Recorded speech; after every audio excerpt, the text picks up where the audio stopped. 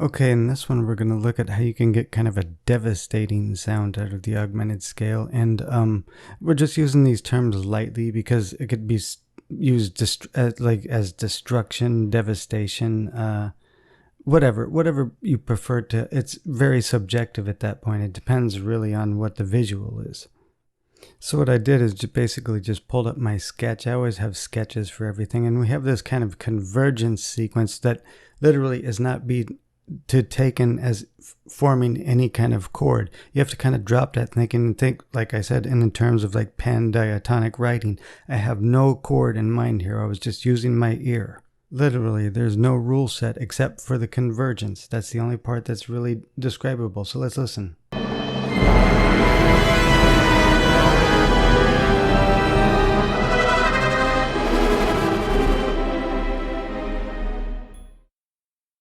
So what I did is basically started with this outside kind of sequence that moves towards itself.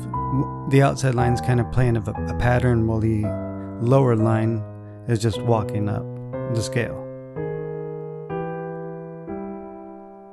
And then I filled it out, okay, with particular lines and ways to make it sound really devastating. So we have just a basic walk up in the lower end. And as things get thinner and thinner in orchestration, it starts to drop out. As they get closer and closer together, stuff starts to drop out, which is actually very typical with orchestration sequences that converge on themselves and get closer and closer together. Usually instrumentation drops out. So the only way I could physically create a playable version was to actually make the bass drop back down again and then start to rise again. So it's not exactly the same, but we want to hear the kind of harmonic aspects we get out of this. So let's just play it really slow.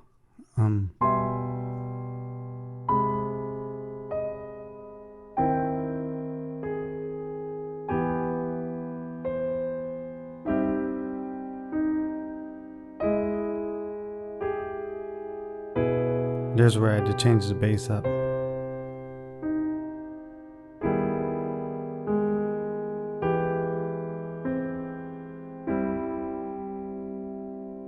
And you do notice that sometimes basic triads form in this sequence and harmonically respelled and spelled correctly sometimes. So and all the brass-like really fast tonguing techniques actually follow the same harmonic scheme. Everybody does so.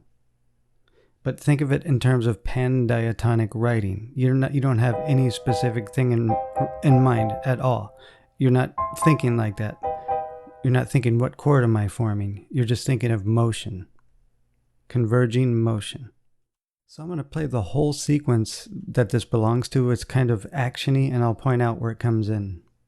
And this entire piece of music is based off the augmented scale, from start to finish.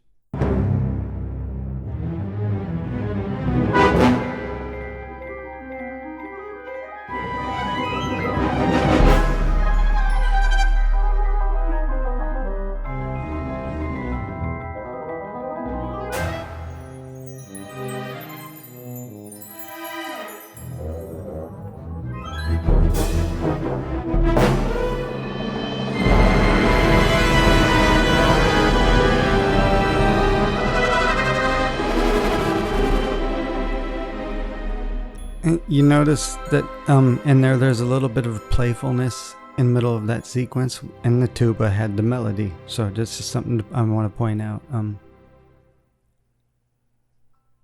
And also, from our video where the playful augmented scale where the tuba has melody, I also use that same riff there at the end. Interestingly, these are harmonic licks. Okay, there's no shame in that. You can reuse harmonic licks. Let's take something from minor. Okay, well, you could do something like this and then reuse it like as a harmonic lick in a different key or a different mode. Create some kind of mysterious sound.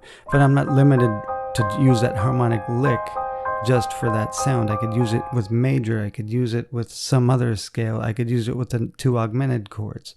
It's a harmonic lick, and there's no shame in that. So you do build up harmonic licks over time, so you just use them differently each time.